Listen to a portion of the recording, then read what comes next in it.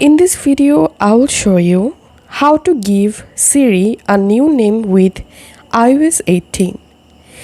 Make sure to update your iOS to iOS 18 and then follow these easy steps to use your iPhone Siri without Hey Siri or Siri.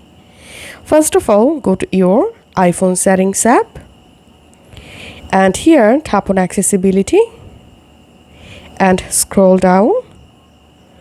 Tap on vocal shortcuts.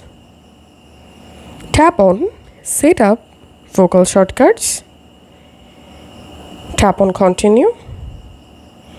And in this choose action list, tap on Siri request. And now trigger a specific Siri request with this vocal shortcut. In this box, type the phrase or word, which word you want to use for your Siri.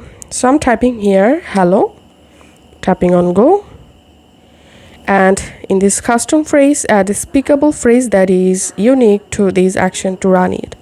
I'm typing the same word here, hello, tapping on go.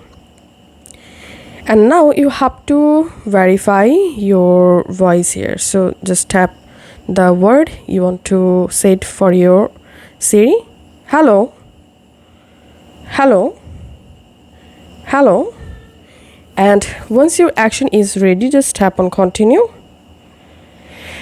And that's it. Make sure to enable vocal shortcuts. And now I will show you how to easily use Siri with the new word. So let's open. Hello. Hello. Hello there. How can I help? Open Safari browser. As you can see, I opened my Siri with hello word. And now I can easily open Siri using the new name for Siri. Hello. Hello. Open YouTube. Hello. What can I help you with? So this is how you can easily give a new name for your Siri in iOS 18.